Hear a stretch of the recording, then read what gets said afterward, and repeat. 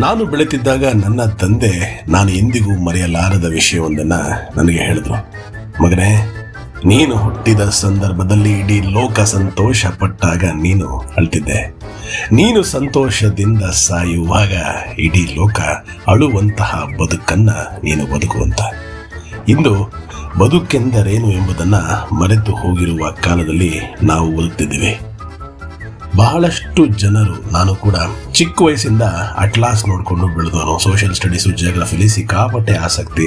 National ಜಿಯೋಗ್ರಫಿಕ್ಕು ಅಟ್ಲಾಸ್ನ ನೋಡಿಕೊಂಡು ಈ ದೇಶ ಹಂಗಿದೆಯಂತೆ, ಆ ದೇಶ ಹಿಂಗಿದೆಯಂತೆ, ಅಮೇರಿಕಾ ಇಲ್ಲಿದೆಯಂತೆ, ಆಫ್ರಿಕಾ ಇಲ್ಲಿದೆಯಂತೆ, ಯುರೋಪ್ ಇಲ್ಲಿದೆಯಂತೆ, ಯುರೋಪಲ್ಲಿ ಸ್ವಿಟ್ಜರ್ಲ್ಯಾಂಡು, ಇಟಲಿ, ಜರ್ಮನಿ, ಏನೇನೋ ರೋಮು, ವೆನಿಸ್ಸು ಎಲ್ಲ ಇದೆಯಂತೆ. ಅದನ್ನೆಲ್ಲ ನೋಡಬೇಕಲ್ಲ, ಅಥವಾ ಇದು ಹಿಂಗಿದೆಯಾ, ಹಿಂಗೂ ಒಂದು ದೇಶ ಇದೆಯಂತೆ ಅಂತ, ಕ್ಲೀನಾಗಿದೆಯಂತೆ, ಏನೇನೋ ಕನಸು, ಆಸೆ, ಅಲ್ಲಿ ಒಂದ್ಸಲಿ ಭೇಟಿ ಕೊಡಬೇಕು ಅನ್ನೋ ಕನಸು ನಮ್ಮೆಲ್ಲರಿಗೂ ಇರುತ್ತಲ್ವಾ.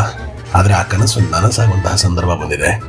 ಅದಕ್ಕೆ ನಾನೊಬ್ಬನೇ ಯುರೋಪ್ಗೆ ಹೋಗಿ ಇಷ್ಟಪಡಲ್ಲ, ನಿಮ್ಮನ್ನು ಜೊತೆಗೆ ಈ ವಿಡಿಯೋ ಮೂಲಕ ಕರ್ಕೊಂಡು ಹೋಗ್ತೀನಿ. ಸ್ವಾಗತ ಎಲ್ರಿಗೂ ಯುರೋಪ್ನ ಇನ್ನೊಂದು ಗ್ಲೋಬಲ್ ಕನ್ನಡಿಗ ಸರಣಿಗೆ.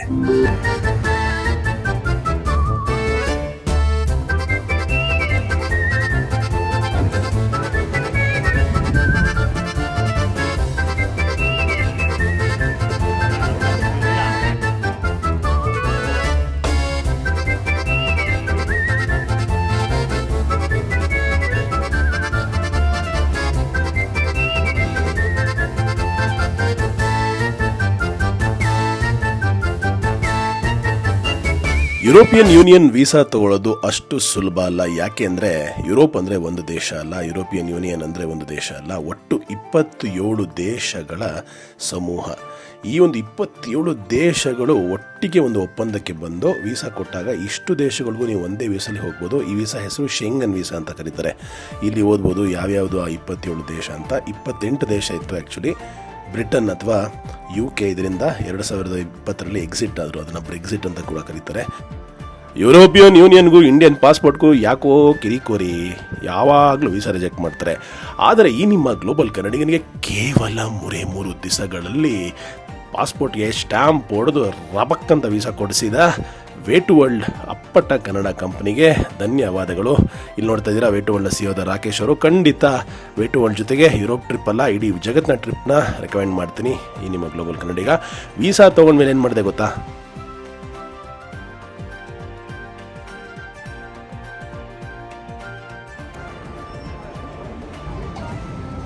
ಉತ್ತರ ಇಷ್ಟೊತ್ತಿಗೆ ಸಿಕ್ಕಿರಬೇಕು. ಯಾಕೆಂದರೆ ನಾನು ಹೊರಟಿದ್ದೀನಿ ನನ್ನ ಮುಂದಿನ ಟ್ರಿಪ್ಗೆ. ಎಲ್ಲಿಗೆ ಅಂತ ಗೆಸ್ ಮಾಡಿ. ಎಸ್, ಮೊಟ್ಟ ಮೊದಲ ಬಾರಿಗೆ ಗ್ಲೋಬಲ್ ಕನ್ನಡಿಗ ಕಾಲಿಡ್ತಾ ಇದ್ದಾನೆ ಯುರೋಪ್ಗೆ. Let's go to Paris. ಬಹಳ ವರ್ಷಗಳಿಂದ ಕನಸು ಪ್ಯಾರಿಸ್ನ ನೋಡಬೇಕು, ಈಫಿಲ್ ಟವರ್ ಹತ್ರ ಹೋಗಬೇಕು, ಪ್ಯಾರಿಸ್ನ ಎಕ್ಸ್ಪ್ಲೋರ್ ಮಾಡಬೇಕು, ಫ್ರಾನ್ಸ್ನ ನೋಡಬೇಕು, ಯುರೋಪ್ನ ನೋಡಬೇಕು ಅಂತ ಫೈನಲಿ ಆ ಮೂಮೆಂಟ್ ಬಂದಿದೆ. ನಾನಿದ್ದೀನಿ ದೆಹಲಿಯ ಇಂದಿರಾ ಗಾಂಧಿ ಅಂತಾರಾಷ್ಟ್ರೀಯ ವಿಮಾನ ನಿಲ್ದಾಣದಲ್ಲಿ. ಬೋರ್ಡಿಂಗ್ ಕಡೆ ಹೋಗ್ತಾ ಇದ್ದೀನಿ. ಫೈನಲ್ ಕಾಲ್ ಕಡೆಯ ಕರೆ.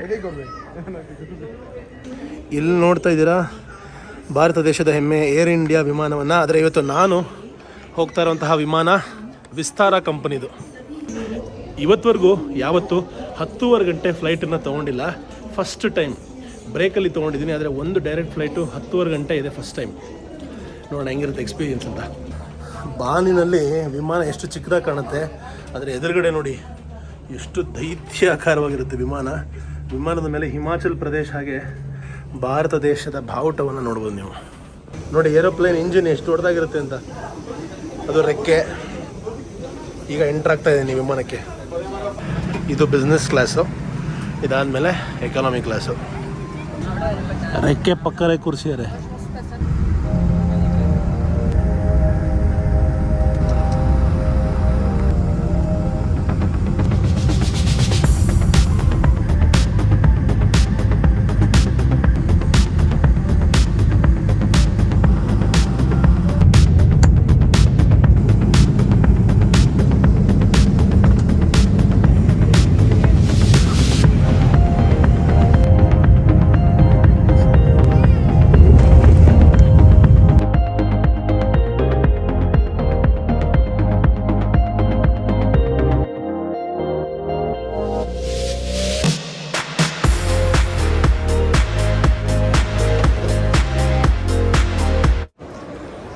ಸಕ್ಸಸ್ಫುಲಿ ಬಂದು ಲ್ಯಾಂಡ್ ಆಗಿದ್ದೀವಿ ಪ್ಯಾರಿಸ್ ನಗರಕ್ಕೆ, ಫ್ರಾನ್ಸ್ ದೇಶದ ರಾಜಧಾನಿ. ಈಗ ಬ್ಯಾಗೇಜ್ ಕಲೆಕ್ಟ್ ಮಾಡ್ಕೊಳಕ್ಕೆ ಹೋಗ್ತಾ ಇದ್ದೀನಿ. ಇಮಿಗ್ರೇಷನಲ್ಲಿ ಏನೂ ಕ್ವಶನ್ ಕೇಳಲಿಲ್ಲ, ಡೈರೆಕ್ಟ್ ಸ್ಟ್ಯಾಂಪ್ ಹೊಡೆದು ಕಳಿಸ್ತಾರೆ. ಸೊ ಪ್ಯಾರಿಸ್ ನಗರಕ್ಕೂ ಭಾರತ ದೇಶಕ್ಕೂ 3.5 ಗಂಟೆ ವ್ಯತ್ಯಾಸ. ಈಗ ಭಾರತ ದೇಶದಲ್ಲಿ ಸಮಯ ರಾತ್ರಿ 11:30 12 ಗಂಟೆನೋ, ಇಲ್ಲಿ ಇನ್ನೂ 8:30. ಏರ್ಪೋರ್ಟಿಂದ ಹೊರಗೆ ಬಂದಿದ್ದೀನಿ, ಬ್ಯಾಗೇಜ್ ಎಲ್ಲ ಸಿಕ್ತು ನೋಡಿ, ಬ್ಯಾಗೇಜ್ ಎಲ್ಲ ತಂದಿದ್ದೀನಿ. ಟ್ಯಾಕ್ಸಿಗೋಸ್ಕರ ಕಾಯ್ತಾ ಇದ್ದೀನಿ. ಊಬರ್ ಬುಕ್ ಮಾಡಿದ್ದೀನಿ, 1,500 ರೂಪಾಯಿ ರೀ, ಇಲ್ಲಿಂದ 5 ಕಿಲೋಮೀಟ್ರಿಗೆ. ಸೊ ನಮ್ಮ ಫ್ರೆಂಡ್ ಟ್ಯಾಕ್ಸಿ ಡ್ರೈವರ್ ಬಂದಿದ್ದಾರೆ, Abu Bakr. Hi bro, bonjour. Hello, bonjour. Where are you from? I'm come from Mali. Mali? Yes. Oh, I'm from India, my friend. India. Yeah. So ನೋಡಿ, ನಮ್ಮ taxi driver ಸಿಕ್ಕಿದ್ದಾರೆ, Abu Bakr ಅಂದ್ಬಿಟ್ಟು, ಮಾಲಿ ದೇಶದವರು. Yes. ಬರ್ತಿದ್ದಂಗೆ first question ಕೇಳಿದ್ರು, ನೀವು Muslim ಅಂತ. ಅದಕ್ಕೆ ನಾನು ಮುಸ್ಲಿಮ್ ಅಲ್ಲ, ಮಾನವ ಅಂತ ಹೇಳಿದೆ. So let's go bro. Yes. We go to the hotel. ಏರ್ಪೋರ್ಟ್ನ ಜಾಸ್ತಿ ಎಕ್ಸ್ಪ್ಲೋರ್ ಮಾಡೋಕ್ಕಾಗಲಿಲ್ಲ, ಏರ್ಪೋರ್ಟಿಂದ ಹೊರಡ್ತಾ ಇದ್ದೀವಿ. ನೋಡ್ಕೊಂಬಿಟ್ಟಿದೆ ಪ್ಯಾರಿಸ್ ಏರ್ಪೋರ್ಟು, ಏರೋಪೋರ್ಟ್ ಅಂತ ಕರೀತಾರೆ ಇದನ್ನು. ಫಸ್ಟ್ ಟೈಮು ಯುರೋಪ್ಗೆ, ಫಸ್ಟ್ ಟೈಮು ಪ್ಯಾರಿಸ್ಗೆ, ಫಸ್ಟ್ ಟೈಮು ಫ್ರಾನ್ಸ್ಗೆ ಕಾಲಿಡ್ತಾ ಇದ್ದೀನಿ. ಭಾಳ ಖುಷಿ ಆಗ್ತದೆ.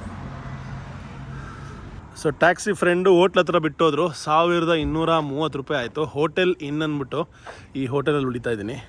ಯಾಕೆ ಅಂತ ನಾಳೆ ಗೊತ್ತಾಗುತ್ತೆ. ಸೊ ಹೋಟ್ಲಿಗೆ ಬಂದು ಈಗಷ್ಟೇ ಚೆಕ್ಕಿನ್ ಆದೆ. ಸಿಂಪಲ್ ರೂಮು, ಚೆನ್ನಾಗಿದೆ. French hotel. ವಾಶ್ರೂಮ್ ಈ ಥರ ಇದೆ, ಬಾತ್ ಟಬ್ಬು ಗಿಟ್ಟು ಎಲ್ಲ ಕೊಟ್ಟಿದ್ದಾರೆ. ಊಟದ ಕತೆ ಏನು ಅಂತ ಕೇಳಿದೆ, ಯಾಕೆಂದರೆ ಇದು ಏರ್ಪೋರ್ಟ್ ಹತ್ರ ಇದ್ದೀನಿ. ಅದಕ್ಕೆ ಯಾವುದೋ 1-2 ಮೆನು ಕೊಟ್ಟರು. ವಾಟ್ಸಪ್ಪಲ್ಲಿ ಮೆಸೇಜ್ ಮಾಡಿದ್ರೆ ಕಳಿಸ್ತಾರಂತೆ. ಆದರೆ ಬರೀ ಪಿಜ್ಜಾ ಪಾಸ್ತಾ ಮಾತ್ರ ಇದೆ.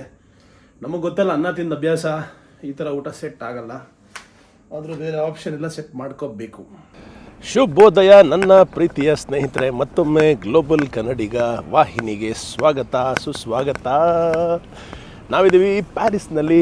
ಈಗಷ್ಟೇ ಹೋಟೆಲ್ನಲ್ಲಿ ಬೆಳಗಿನ ತಿಂಡಿಯನ್ನು ಮುಗಿಸಿ ನಾವು ಮುನ್ನಡಿತಾ ಇದ್ದೀವಿ ಮೊಟ್ಟ ಮೊದಲ ದಿನದ ಟೂರ್ಗೋಸ್ಕರ.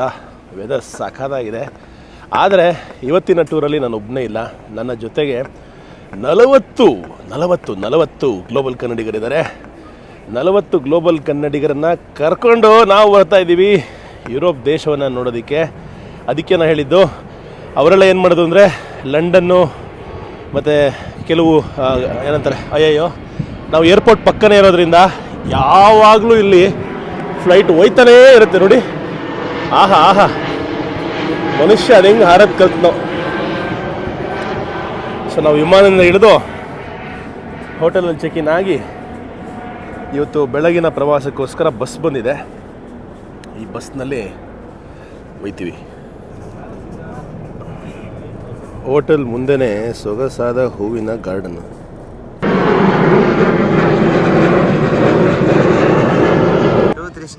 ಶುಭೋದಯ ಎಲ್ಲ ಗ್ಲೋಬಲ್ ಕನ್ನಡಿಗರಿಗೂ ಸ್ವಾಗತ. ಡಿಸ್ನಿ ಲ್ಯಾಂಡ್, ಪ್ಯಾರಿಸ್ನಲ್ಲಿರುವಂತಹ ಅತ್ಯದ್ಭುತವಾದ ಡಿಸ್ನಿ ಲ್ಯಾಂಡ್ಗೆ ನಮ್ಮ ಜೊತೆಗಿದ್ದಾರೆ 40 ಕನ್ನಡಿಗರು. ಅವ್ರ ಎನರ್ಜಿ ನೋಡಿ.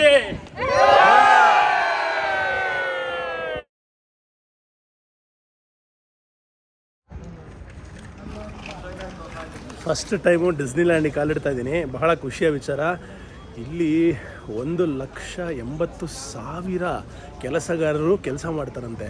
ಅಂದರೆ ಎಷ್ಟು ಜನ ನೋಡೋದಕ್ಕೆ ಬರ್ತಾರೆ ಅನ್ನೋದನ್ನು ಇಮ್ಯಾಜಿನ್ ಮಾಡಿ. ಪ್ರತಿ ದಿವಸ 1,000 ಜನ, ಪ್ರತಿ ವೀಕೆಂಡು ಅದಕ್ಕಿಂತ 1,000 ಜನ ಬಂದು ವಿಸಿಟ್ ಮಾಡ್ತಾರೆ. ಬರ್ತಿದ್ದಂಗೆ ಟೈಟ್ ಸೆಕ್ಯೂರಿಟಿ, ಒಳಗೆ ಮಿಲಿಟ್ರಿ ಎಲ್ಲ ಇದೆ, ಭಾಳ ಸೆಕ್ಯೂರ್ಡ್ ಜಾಗ. ಫಸ್ಟ್ ಸೆಕ್ಯೂರಿಟಿ ಪಾಸ್ ಮಾಡೋಣ ಬನ್ನಿ.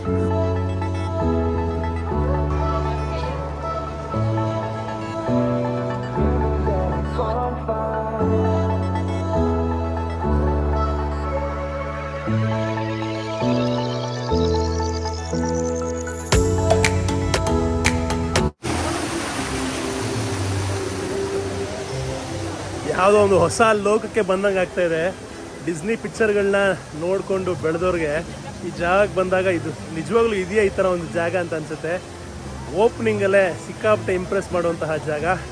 ಎಷ್ಟು ಜನಗಳು ತಮ್ಮ ಫೇವ್ರೆಟ್ ಬೇರೆ ಬೇರೆ ತಲೆಗೆ, ಹುಡುಗಿರಂತೂ ಎಸ್ಪೆಷಲಿ ಬಹಳ ಮುದ್ದಾಗಿ ಕಾಣಿಸ್ತಾರೆ, ತಲೆಗೆ ಬೇರೆ ಬೇರೆ ರೀತಿಯ ಡಿಸ್ನಿ ಅನಿಮೇಷನ್ಗಳದ್ದು ಫೋಟೋಗಳನ್ನ ಹಾಕ್ಕೊಂಡು ಎಲ್ಲ ಓಡಾಡ್ತಾರೆ ನೋಡಿ. ಎಲ್ಲರೂ ಅಲ್ಲಿ ನೋಡ್ಬೋದು ನೀವು, ಎಲ್ಲರೂ ತಲೆ ಮೇಲೆ ಏನಾದ್ರು ಒಂದು ರೀತಿ ಹೆಡ್ಗೇರ್ನ ಹಾಕೊಂಡು ಓಡಾಡ್ತಾ ಇದ್ದಾರೆ. ಮತ್ತು ಇಲ್ಲಿಯ ಹೂಗುಚ್ಛಗಳು ಏನು ಫ್ಲವರಿಂಗ್ ಮಾಡಿದ್ದಾರೆ, ಗಾರ್ಡನಿಂಗ್ ಮಾಡಿದ್ದಾರೆ ನೋಡಿ. ಆಹಾ, 2 ಕಣ್ಣು ಸಾಲದು ಇದನ್ನು ನೋಡೋದಿಕ್ಕೆ. ವಾವ್, ಮಕ್ಕಳಿಗಂತೂ ಹೇಳಿ ಮಾಡಿಸಿದ ಜಾಗ. ಎಲ್ಲ ಕಡೆ ಮಕ್ಕಳು ನೋಡ್ಬೋದು ನೀವು. ಈ ಒಂದು ಡಿಸ್ನಿ ಲ್ಯಾಂಡ್ಗೆ ಎಂಟ್ರಿ ಟಿಕೆಟ್ ಎಷ್ಟಪ್ಪ ಅಂದರೆ 5,698 ರೂಪಾಯಿ ಅಥವಾ 63 ಯೂರೋ ಒಂದು ದಿವಸಕ್ಕೆ. 2 ದಿವಸಕ್ಕೆ ಕೂಡ ಎಂಟ್ರಿ ತೊಗೋಬೋದು. ಹಾಗೆ ಕೆಲವ್ರಿಗೆ ನಡೆಯೋಕ್ಕಾಗದೇ ಇರ್ಬೋದು, ಓಡಾಟ ಮಾಡೋಕ್ಕಾಗದೇ ಇರ್ಬೋದು, ಅಂಥವ್ರಿಗೆ ನೀವು ವಿತ್ ಟ್ರಾನ್ಸ್ಪೋರ್ಟೇಷನ್ ತೊಗೊಂಡ್ರೆ 10,700 ರೂಪಾಯಿ ಬೀಳುತ್ತೆ, 119 ಯೂರೋ. ಸೊ ನಿಮಗೆ ನಿಮ್ಮ ಶಕ್ತಾನುಸಾರ ಟಿಕೆಟನ್ನು ಪರ್ಚೇಸ್ ಮಾಡ್ಬೋದು. ಆನ್ಲೈನ್ ಕೂಡ ಬುಕ್ ಮಾಡ್ಬೋದು, ಆಫ್ಲೈನ್ ಡೈರೆಕ್ಟಾಗಿ ಕೂಡ ತೊಗೋಬೋದು. ಈ ಜಾಗ ಬಹಳ ಇಷ್ಟ ಆಯಿತು ರೀ, ಬಹಳ ಇಷ್ಟ ಆಯಿತು. ಬನ್ನಿ ಮುಂದೆ ಎಕ್ಸ್ಪ್ಲೋರ್ ಮಾಡೋಣ ಡಿಸ್ನಿ ಪಾರ್ಕ್ನ. ಸೊ ಬಹಳ ಸಿಂಪಲ್, ಸ್ಕ್ಯಾನ್ ಮಾಡಿ ಆನ್ಲೈನ್ ಟಿಕೆಟ್ ಪರ್ಚೇಸ್ ಮಾಡಿದ್ರೆ ಸೀದಾ ಹೋಯ್ತಾ ಇರೋದು. ಇಲ್ಲಿಂದ ಪಾರ್ಕ್ ಸ್ಟಾರ್ಟು.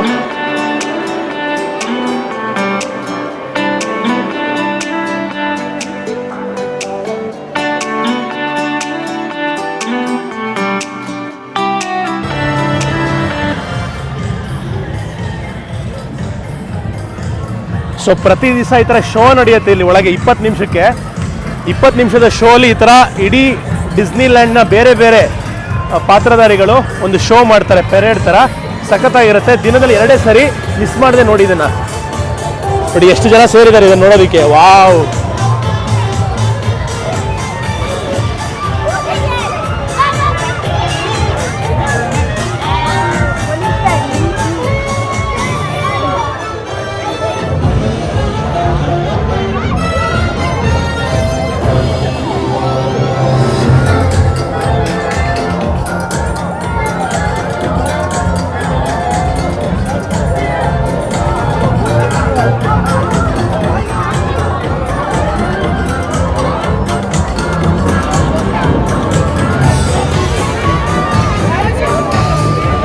excuse me.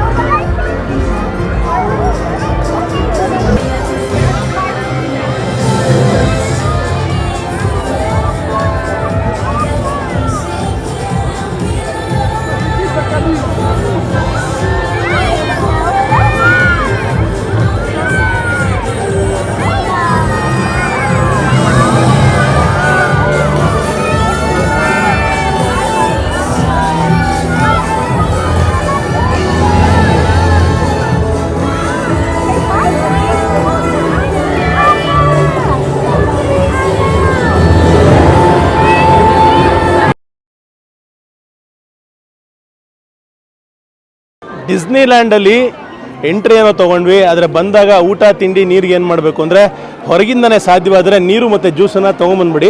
ಹಾಗೆ ಸಣ್ಣ ಪುಟ್ಟ ಊಟ ತಿಂಡಿಗಳನ್ನ ಕೂಡ ತರ್ಬೋದು. ಒಳಗೂ ಕೂಡ ಆಪ್ಷನ್ಸ್ ಇದೆ, ಯಾವುದೇ ರೀತಿಯ ಯೋಚನೆ ಇಲ್ಲ. ಸಾಕಷ್ಟು ರೆಸ್ಟೋರೆಂಟ್ಗಳಿವೆ, ಬಹಳ ಕಲರ್ಫುಲ್ ಆದಂತಹ ರೆಸ್ಟೋರೆಂಟ್ಸು.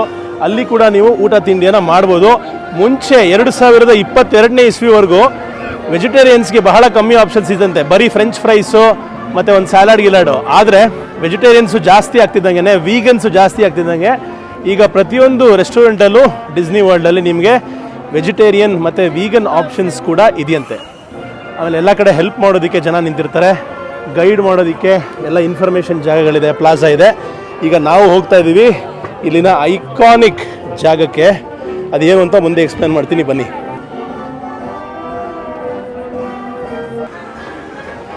ಈಗ ನಿಮ್ಮ ಹಿಂದೆ ನೋಡ್ತಾ ಇರುವಂತಹ ಜಾಗದ ಹೆಸರು ಸ್ಲೀಪಿಂಗ್ ಬ್ಯೂಟಿ ಕ್ಯಾಸಲ್ ಅಂದ್ಬಿಟ್ಟು. ಸ್ಲೀಪಿಂಗ್ ಬ್ಯೂಟಿ ಕ್ಯಾಸಲ್ ಒಳಗೆ ಬಂದಿದ್ದೀವಿ. ಆಹಾ, ಹೆಂಗೆ ಮಾಡಿದ್ದಾರೆ. ಇದು ಸ್ಲೀಪಿಂಗ್ ಬ್ಯೂಟಿ ಕ್ಯಾಸಲ್ ಒಳಗಿರುವಂತಹ ಅಂಗಡಿ.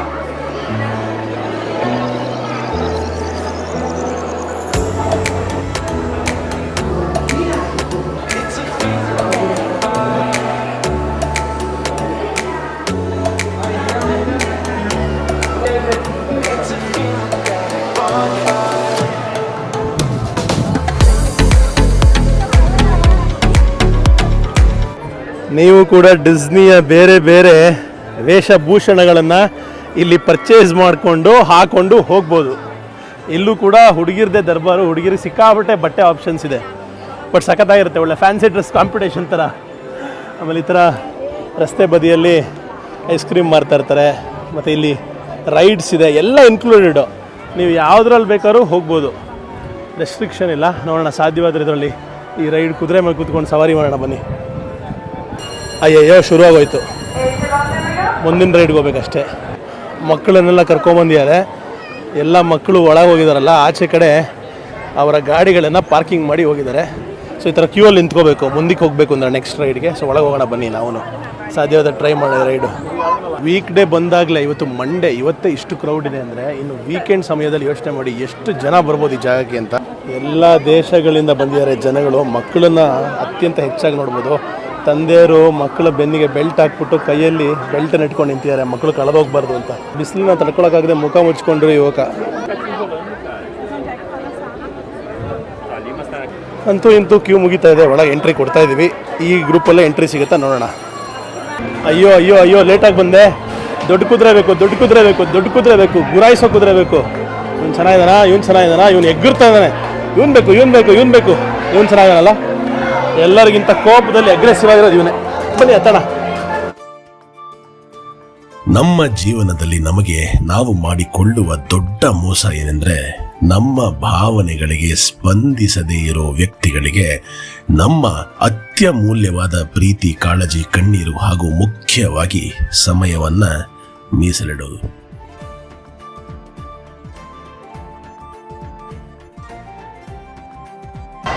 ಈ ಆಟದ ಹೆಸರು ಟೀ ಕಪ್ಸ್ ಅಂದ್ಬಿಟ್ಟು. ಟೀ ಕಪ್ ಒಳಗೆ ಕೂತ್ಕೊಂಡು ಸುತ್ತಾಡಿಸುತ್ತೆ. ಎಷ್ಟು ಸಖತ್ತಾಗಿದೆ ನೋಡಿ. ಚಹಾ ಕಪ್ಪು.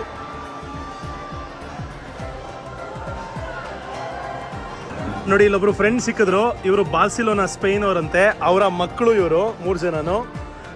ಇವ್ರು ಬರ್ತಾ ಇಲ್ಲ, ಯಾಕೆಂದ್ರೆ ಇವ್ರಿಗೆ ತಲೆ ತಿರುಗುತ್ತಂತೆ. ನನಗೂ ಸ್ವಲ್ಪ ತಲೆ ತಿರುಗುತ್ತೆ, ಅದಕ್ಕೆ ಅಮ್ಮ ಆಚೆ ಇದ್ದಾರೆ, ಮಕ್ಕಳು ಇಲ್ಲಿದ್ದಾರೆ. ಇವ್ರ ಹೆಸರೇನು? What is your name? ಅರೀದ್. ಅಯಾಲ, ಸೇ ನಮಸ್ಕಾರ. ನೋಡ್ರಿ, ನಮಸ್ಕಾರ ಹೇಳ್ತಾಳೆ ಅಯಾಲ. ವಾ, ಇಲ್ಲಿ ಇನ್ನೊಬ್ಬ ಫ್ರೆಂಡ್ ಇದ್ದಾನೆ. ಅಮ್ಮ ಬರ್ತಿಲ್ದಿರೋದ್ರಿಂದ ನಾ ಕರ್ಕೊಂಡು ಹೋಗ್ತೀನಿ. You come with me, okay? ಹೋಲಾ. ಈಗ ಟೀ ಕಪ್ ರೈಡ್ಗೆ ಹೋಗ್ತಾ ಇದೀವಿ. ಹೊರ ಮನಸ್ಸು ಹೇಳುತ್ತೆ ಸಿಟ್ಟಾದವರನ್ನ ಮತ್ತೆ ಮಾತನಾಡಿಸಬೇಡ ಅಂತ. ಒಳ ಮನಸ್ಸು ಹೇಳುತ್ತೆ ಯಾರನ್ನು ಕಳೆದುಕೊಳ್ಳಬೇಡ ಅಂತ. ಒಂದು ಕ್ಷಣದ ಕೋಪಕ್ಕೆ ಯಾವ ಸಂಬಂಧವೂ ಹಾಳಾಗದಂತೆ ನೋಡಿಕೊ. ಇಲ್ಲಿ ಈ ಥರ ಊಟ ತಿಂಡಿಗಳೆಲ್ಲ ಸಿಗುತ್ತೆ. ಬೇಗಲ್ಸು, ಡೋನಟ್ಸು, ಆ ಥರದ್ದೆಲ್ಲ. ಈ ಕಡೆ ಫುಡ್ ಕೋರ್ಟ್ಸ್ ಎಲ್ಲ ನೋಡ್ಬೋದು ನೀವು. ಆದರೆ ವೇ ಟು ವರ್ಲ್ಡ್ ಜೊತೆಗೆ ಟ್ರಾವೆಲ್ ಮಾಡಿದ್ರೆ ಎಲ್ಲರಿಗೂ ಪ್ಯಾಕ್ಡ್ ಇಂಡಿಯನ್ ಲಂಚನ್ನು ಕೊಡ್ತಾರೆ, ಯಾವುದೇ ಅಡಿಷನಲ್ ಚಾರ್ಜ್ ಇಲ್ಲದೆ. ಎಲ್ಲರೂ ಈಗ ಆ್ಯಕ್ಚುಲಿ ಅಲ್ಲಿಗೆ ಹೋಗಿದ್ದಾರೆ ಊಟ ಮಾಡೋದಕ್ಕೆ. ನಾನು ಹೋಗಲಿಲ್ಲ, ಯಾಕೆಂದರೆ ನೋಡೋದಕ್ಕೆ ಇನ್ನೂ ಸಾಕಷ್ಟಿದೆ, ಟೈಮ್ ಸಾಲಲ್ಲ ಅಂದ್ಬಿಟ್ಟು ಊಟವನ್ನು ತ್ಯಾಗ ಮಾಡಿ ಹೊಸದೇನಾದ್ರು ತೋರಿಸೋಣ ಅಂತ ಮುನ್ನುಗ್ಗುತ್ತಿರುವ ನಿಮ್ಮ ಗ್ಲೋಬಲ್ ಕನ್ನಡಿಗ. ಒಳಗೆ ಈ ಥರ ಆಂಫಿ ಥಿಯೇಟರ್ಸ್ನ ಕೂಡ ಮಾಡಿದ್ದಾರೆ. ಇಲ್ಲಿ ಶೋಗಳು ನಡೆಯುತ್ತೆ, ಟೈಮಿಂಗ್ ಪ್ರಕಾರ ನೋಡಿಕೊಂಡು ನೀವು ಬಂದು ಎಂಜಾಯ್ ಮಾಡ್ಬೋದು. ಬಹಳ ದೊಡ್ಡದಾದ ಆಂಫಿ ಥಿಯೇಟ್ರು. ಜನ ಸುಸ್ತಾಗಿ ಬಿಸಿಲಿಗೆ ಇಲ್ಲಿ ಬಂದು ಕೂತಂಗಿದೆ. ಇವತ್ತುವರೆಗೂ ನೀವು ಡಿಸ್ನಿ ಕಾಮಿಕ್ಸಲ್ಲಾಗಲಿ, ಡಿಸ್ನಿ ಸಿನಿಮಾಗಳಲ್ಲಾಗಲಿ ಏನೇನು ನೋಡಿದ್ದೀರಾ, ಎಲ್ಲ ಪಾತ್ರಧಾರಿಗಳು ಮತ್ತು ಎಲ್ಲ ರೀತಿಯ ಅನುಭವಗಳನ್ನು ಈ ಡಿಸ್ನಿಲ್ಯಾಂಡಲ್ಲಿ ಪಡಿಬೋದು. ಆ್ಯಕ್ಚುಲಿ ಇದಕ್ಕೆ ಹೆಸರು ಡಿಸ್ನಿಲ್ಯಾಂಡ್ ಅಂತ ಇಟ್ಟಿರಲಿಲ್ಲ, ಯಾಕೆಂದರೆ ಅಮೇರಿಕಲ್ಲಿ ಇದ್ದಂತಹ ಜಾಗಕ್ಕೆ ಡಿಸ್ನಿಲ್ಯಾಂಡ್ ಅಂತ ಇಟ್ಟಿದ್ರು. ಇದಕ್ಕೆ ಯೂರೋಲ್ಯಾಂಡ್ ಅಂತ ಇಟ್ಟಿದ್ರು, ಯಾಕೆಂದರೆ ಇದು ಯುರೋಪಲ್ಲಿರೋದು ಅಂತ. ಆದರೆ ಯೂರೋಲ್ಯಾಂಡ್ ಅಂದರೆ ಎಲ್ಲರೂ ಇದು ಯಾವುದೋ ಸೀರಿಯಸ್ ವರ್ಡು, ಬ್ಯಾಂಕಾಕ್ ಗಿಂಕೋ ಅಂದ್ಕೊಂಬಿಟ್ಟು ಯಾರೂ ಬರ್ತಾನೆ ಇರಲಿಲ್ಲವಂತೆ. ಅದಾದಮೇಲೆ ಡಿಸ್ನಿಲ್ಯಾಂಡ್ ಅಂತ ಹೆಸರು ಚೇಂಜ್ ಮಾಡಿದ್ರಂತೆ. ತಕ್ಷಣ ತಡ್ಕೊಳಕ್ಕಾಗದಿರೋಷ್ಟು ರಶ್ಶು, ಕ್ರೌಡು. ಸೊ ಹೆಸರು ಮ್ಯಾಟ್ರ್ ಆಗುತ್ತೆ ಅನ್ನೋದಕ್ಕೆ ಇದೇ ಸಾಕ್ಷಿ. ಯಾವುದೇ ಕೆಲಸಕ್ಕಾಗಲಿ ಹೆಸರು ಕರೆಕ್ಟಾಗಿರಬೇಕು.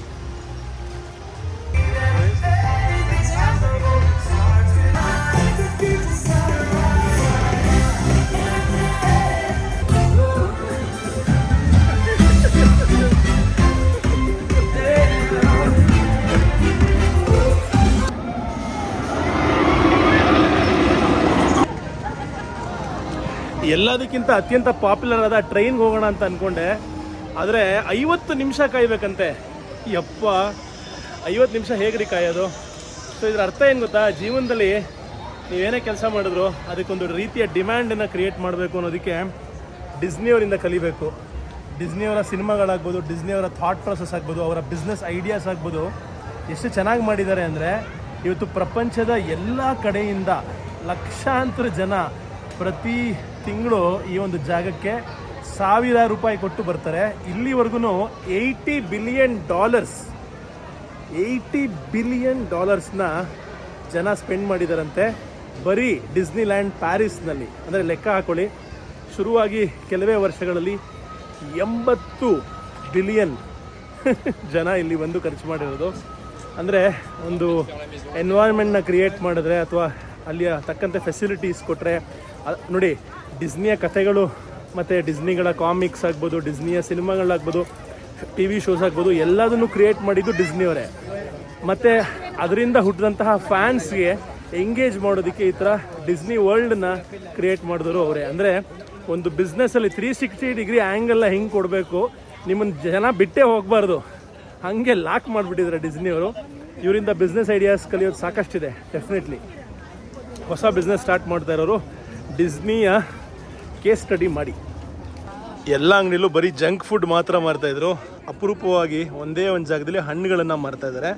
ಬಾಳೆಹಣ್ಣು, ಆ್ಯಪಲ್ಲು, ಆರೆಂಜು ಯಾವುದಾದ್ರು ತೊಗೊಳ್ಳಿ €1.5 ಅಂದರೆ ₹150 ಒಂದು ಬಾಳೆಹಣ್ಣಿಗೆ ಅಥವಾ ಒಂದು ಆ್ಯಪಲ್ಗೆ ಅಥವಾ ಒಂದು ಆರೆಂಜಿಗೆ. ಯಾವುದಾದ್ರು ಸೂಪರ್ ಮಾರ್ಕೆಟಲ್ಲಿ ಹಿಂದಿನ ದಿವಸನೇ ಒಂದು ಅರ್ಧ ಡಜನ್ ಅಥವಾ 1 ಡಜನ್ ಬಾಳೆಹಣ್ಣನ್ನು ಇಟ್ಕೊಂಬಿಡಿ ಫ್ಯಾಮಿಲಿ ಇದ್ದರೆ. ಸೊ ದಟ್ ಇಲ್ಲಿ ಬಂದಾಗ ಬಹಳ ಸುಲಭ ಆಗುತ್ತೆ. ಇಲ್ಲಿ ₹150 ಕೊಟ್ಟು ಒಂದು ತೊಗೊಳ್ಬೇಕಾಗಿಲ್ಲ. ಬಟ್ ಬೇರೆ ಹಾಳು ಮುಳು ತಿನ್ನೋದಕ್ಕಿಂತ ₹150 ಕೊಟ್ಟು ಬಾಳೆಹಣ್ಣು ತಿನ್ನೋದು ಬೆಟರ್.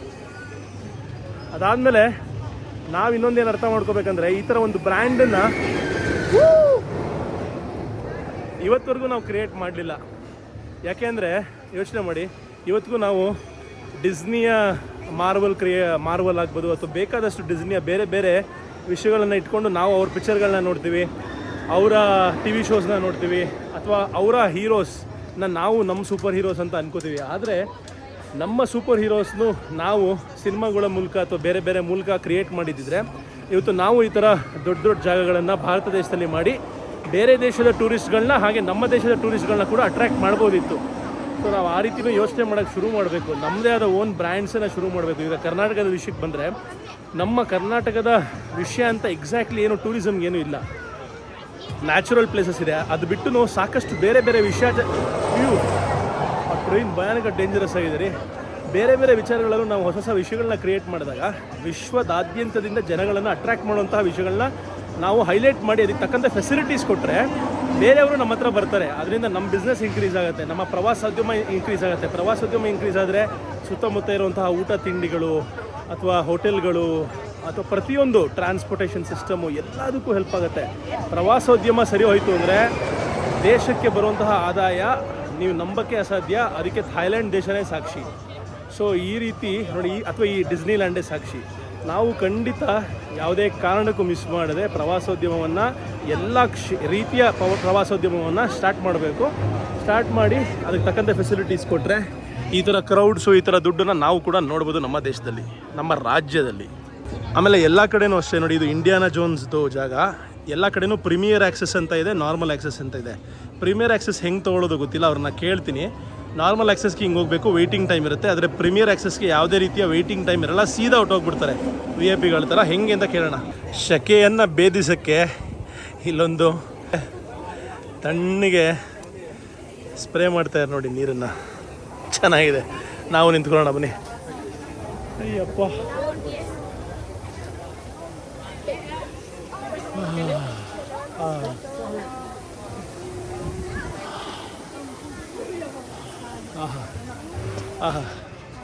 ಅಯ್ಯೋ ನಿಂತಾಯ್ತು. ಏನು ಕೋಪ ಗುರು ನಮ್ಮ ಮೇಲೆ. ನೆಮ್ಮದಿಯಾಗಿ 1 ನಿಮಿಷ ತಣ್ಣಗೆ ಆಗೋಣ ಅಂದರೆ ಬಿಡಲೇ ಇಲ್ಲ, ಆಪೇ ಮಾಡಿಬಿಟ್ರು. ಇಲ್ಲಿ ನೀವು ಡಿಸ್ನಿ ಮೇಕಪ್ನ ಕೂಡ ಮಾಡಿಸ್ಬೋದು. ಅಲ್ಲಿ ನೋಡ್ತಾ ಇದ್ದೀರಾ, ಮಗುಗೆ ಡಿಸ್ನಿ ಮೇಕಪ್ ಮಾಡ್ತಾ ಇದ್ದಾರೆ. ಇಲ್ಲೇ ಒಳಗೆ ಸಲೂನ್ ಇದೆ, ನೀವು ಪೇ ಮಾಡಿದ್ರೆ ಅದನ್ನು ಕೂಡ ಮಾಡಿಸ್ಬೋದು ಇಲ್ಲಿ. ವಾವ್,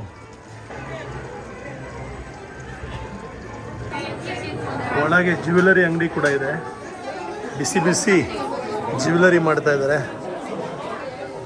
ಎಲ್ಲ ಕಡೆ ನೀವು ನೋಡ್ಬೋದು ಎಷ್ಟು ಚೆನ್ನಾಗಿರುವಂತಹ ಉಡುಪುಗಳನ್ನು ಇಟ್ಟಿದ್ದಾರೆ. ಶಾಪಿಂಗ್ ಮಾಡ್ಬೋದು ಇಲ್ಲೆಲ್ಲ ಬಂದು ನೀವು. ಹುಡುಗಿರಿಗಂತೂ ತುಂಬ ಆಪ್ಷನ್ಸ್ ಇದೆ ನೋಡಿ.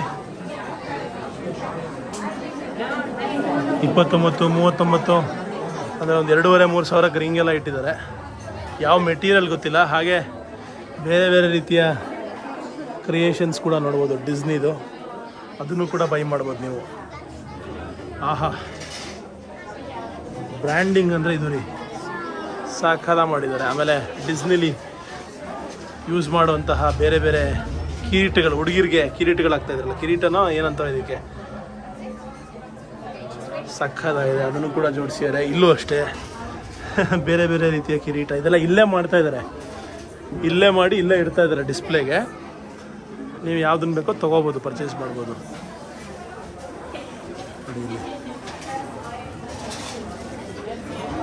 ಪರ್ಚೇಸಿಂಗ್ ಜಾಗ ಇದು, ಬಿಲ್ ಮಾಡಿ ತೊಗೋಬೋದು. ಎಷ್ಟು ಕ್ರಿಯೇಟಿವ್ ಆಗಿ ಮಾಡಿದ್ದಾರೆ ನೋಡಿ ವಿಷಯಗಳನ್ನ.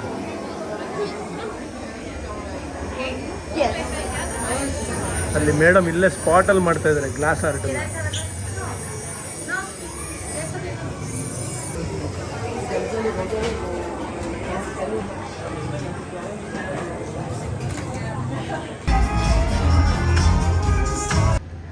ಡಿಸ್ನಿ ವರ್ಲ್ಡ್ ಪಕ್ಕನೇ ವಾಲ್ಟ್ ಡಿಸ್ನಿ ಸ್ಟುಡಿಯೋಸ್ ಕೂಡ ಇದೆ. ಇದಕ್ಕೆ ಸಪ್ರೇಟ್ ಟಿಕೆಟು. ಇಲ್ಲಿಗೂ ಕೂಡ ನೀವು ಬರ್ಬೋದು. ಬಹಳ ಚೆನ್ನಾಗಿದೆ. ಇನ್ನೂ ಜಾಸ್ತಿ ಅಡ್ವೆಂಚರ್ ಬೇಕು, ಸಿಕ್ಕಾಬಟ್ಟೆ ಅಡ್ರಿನಲಿನ್ ರಶ್ ಇರುವಂತಹ ರೈಡ್ಸ್ ಬೇಕು ಅಂತ ಆಸೆ ಪಡೋರು ಅಲ್ಲಿ ಕೂಡ ಹೋಗ್ಬೋದು. ಸಪ್ರೇಟ್ ಟಿಕೆಟು ಆನ್ಲೈನಲ್ಲಿ ತೊಗೋಬೇಕು. ಅದಾದಮೇಲೆ ಅವಾಗಲೇ ಕೇಳ್ತಾ ಇದ್ನಲ್ಲ ಸ್ಪೆಷಲ್ ಟಿಕೆಟ್ಸ್ ಹೆಂಗೆ ತೊಗೊಳ್ಳೋದು ಅಂತ, ಅದಕ್ಕೆ ಉತ್ತರ ಆನ್ಲೈನಲ್ಲಿ ನೀವು ಸ್ಪೆಷಲ್ ಟಿಕೆಟ್ಸ್ನ ಕೂಡ ತೊಗೋಬೋದು. ಅದರಿಂದ ಏನಾಗುತ್ತೆ ಅಂದರೆ ನಿಮಗೆ ಸಾಕಷ್ಟು ಜಾಗದಲ್ಲಿ ಕ್ಯೂ ಅಲ್ಲಿ ನಿಲ್ಲೋದು ತಪ್ಪುತ್ತೆ. 45 ನಿಮಿಷ 55 ನಿಮಿಷ ಕ್ಯೂ ಅಲ್ಲಿ ನಿಲ್ಲೋದು ಇಂಪಾಸಿಬಲ್ ರೀ. ಸೊ ಸಾಧ್ಯವಾದರೆ ನಿಮ್ಮ ಕೈಯಲ್ಲಿ ಪ್ರೀಮಿಯರ್ ಟಿಕೆಟ್ಸನ್ನು ತೊಗೊಳ್ಳಿ. ಅದಕ್ಕೇನಾದ್ರು ಡಿಸ್ಕೌಂಟ್ಸ್ ಇದ್ರೂ ತೊಗೊಳ್ಳಿ. ಇಲ್ಲಿಂದ ಹೊರಡ್ತಾ ಇದ್ದೀನಿ. ಚೆನ್ನಾಗಿತ್ತು ಈ ಒಂದು ಡಿಸ್ನಿ ವರ್ಲ್ಡ್ನ ಅನುಭವ. ಇಲ್ಲಿ ಕಲಿತಂತಹ ಪಾಠಗಳು ಸಾಕಷ್ಟು. ಹೇಗೆ ಜನಗಳನ್ನು ಒಂದು ಇನ್ವಾಲ್ವ್ ಮಾಡಿ ಜನಗಳನ್ನು ಇಲ್ಲಿಗೆ ಬರೋ ಹಾಗೆ ಮಾಡ್ತಾಯಿದ್ದಾರೆ. ಲಕ್ಷಾಂತರ ಕೋಟ್ಯಾಂತರ ಜನಗಳು ಇಲ್ಲಿಗೆ ಬಂದು ತಮ್ಮ ಹಣವನ್ನು ಈ ಒಂದು ಜಾಗದಲ್ಲಿ ಖರ್ಚು ಮಾಡ್ತಾ ಇದ್ದಾರೆ. ಯಾಕೆ ಅಂದರೆ ಈ ಜಾಗ ಅವ್ರಿಗೆ ಅಷ್ಟು ಮಜಾ ಕೊಡ್ತಾಯಿದೆ ಅಥವಾ ಅಷ್ಟು ಎಂಟರ್ಟೈನ್ಮೆಂಟ್ನ ಪ್ರೊವೈಡ್ ಮಾಡ್ತಾಯಿದೆ. ಸೊ ಇದರ ವಿಷಯ ಏನಪ್ಪ ಅಂದರೆ, ಒಂದು ಬಿಸ್ನೆಸ್ ಮಾಡೋಂಗಿದ್ರೆ ಸಂಪೂರ್ಣವಾಗಿ ಸರ್ವಿಸ್ ಓರಿಯೆಂಟೆಡ್ ಇದ್ದಾಗ ಅಥವಾ ಜನಕ್ಕೆ ಕೊಡೋದನ್ನೇ ಪ್ರಯಾರಿಟಿ ಮಾಡಿಕೊಂಡಾಗ ಬಿಸ್ನೆಸ್ ಸಕ್ಸಸ್ ಆಗುತ್ತೆ. ಬಿಸ್ನೆಸ್ ಸಕ್ಸಸ್ ಆದರೆ ಹಣ ತಾನಾಗೆ ಬರುತ್ತೆ. ಯಾಕೆಂದರೆ ಎಲ್ಲೂ ಒಂದು ಕಂಪ್ಲೇಂಟ್ ಮಾಡೋಂಗಿಲ್ಲ, ಅಷ್ಟು ಚೆನ್ನಾಗಿ ಮೇಂಟೈನ್ ಮಾಡಿದ್ದಾರೆ.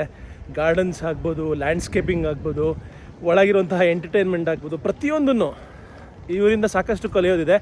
ಹೇಗೆ ಒಂದು ಬಿಸ್ನೆಸ್ನ ಆರ್ಗನೈಸ್ ಮಾಡಬೇಕು, especially in the entertainment sector.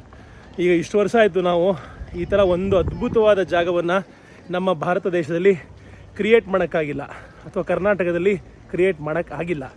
ಮಾಡಬೇಕು. ನಮ್ಮಲ್ಲೂ ಕೂಡ ಈ ಥರ ಅದ್ಭುತವಾದ ಪಾರ್ಕ್ಸ್ ಅಥವಾ ಡಿಸ್ನಿ ವರ್ಲ್ಡ್ ಅಂದರೆ ಇವ್ರ ಬ್ರ್ಯಾಂಡು, ನಮ್ಮದೇ ಆದ ಓನ್ ಬ್ರ್ಯಾಂಡ್ ಬರೋ ಥರ ಆಗಬೇಕು ಅನ್ನೋದು ನನ್ನ ಆಶಯ. ಸೊ ಇಲ್ಲಿಂದ ಹೊರಗೆ ಹೋಗ್ತಾಯಿದ್ದೀನಿ. ವಿಡಿಯೋ ಇಷ್ಟ ಆಗಿದರೆ ಲೈಕ್ ಮಾಡೋದನ್ನು ಮರಿಬೇಡಿ. ಹಾಗೆ ಶೇರ್ ಮಾಡಿ ವಿಡಿಯೋಸ್ನ. ಚಾನಲ್ಗೆ ಸಬ್ಸ್ಕ್ರೈಬ್ ಮಾಡೋದನ್ನು ಕೂಡ ಮರಿಬೇಡಿ ಅಂತ ಹೇಳ್ತಾ off to the next place. ಇಲ್ಲಿಂದ ಪ್ಯಾರಿಸ್ ಶಾಪಿಂಗಿಗೆ ಹೋಗ್ತಾಯಿದ್ದೀನಿ.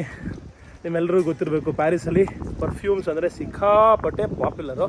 ಸೊ ಆ ಕಡೆ ಹೋಗ್ತಾಯಿದ್ದೀವಿ, ಡಿಸ್ನಿ ಲ್ಯಾಂಡ್ ಪ್ಯಾರಿಸ್ಗೆ. ಟಾಟಾ, ಬೈ ಬೈ, ಸಿ ಯು. ಮತ್ತೆ ಸಿಗೋಣ ಮುಂದಿನ ವಿಡಿಯೋದಲ್ಲಿ. ಅಲ್ಲಿವರೆಗೂ ಟೇಕ್ ಕೇರ್, ಲವ್ ಯು, ಅಲ್ವಿದಾ. ನೀವೆಲ್ಲ ಅನ್ಕೋತಾ ಇರ್ಬೋದು, ಏನಿ ನನ್ನ ಮಗ ಬ್ಯಾಂಕಾಕು ಪಟಾಯ ಸುತ್ತಿ ಸಿಕ್ಕಾಪಟ್ಟೆ ಅಡಲ್ಟ್ ಕಂಟೆಂಟ್ ತೋರಿಸಿ ಇವಾಗ ಭಾಳ ಇನ್ನೋಸೆಂಟ್ ಥರ ಯುರೋಪ್ಗೆ ಹೋಗಿ ಮಕ್ಕಳಾಟ ಆಡ್ತಾ ಇದ್ದಾನೆ ಡಿಸ್ನಿ ಲ್ಯಾಂಡಲ್ಲಿ ಅಂತ. ನಾವೆಲ್ಲರೂ ಎಷ್ಟೇ ದೊಡ್ಡವರಾದರೂ ಮನಸ್ಸಿಂದ ಸದಾ ಮಕ್ಕಳೇ. ಆ ಒಂದು ಇನ್ನೋಸೆನ್ಸ್ನ ಉಳಿಸ್ಕೊಂಡು ಮುನ್ನುಗ್ಗೋಣ. ಯಾಕೆ ಅಂದರೆ ದಿಲ್ ತೋ ಬಚ್ಚಾ ಹೇ ಜೀ, ತೋಡಾ ಕಚ್ಚಾ ಹೇ ಜೀ, हाँ दिल तो बच्चा है जी.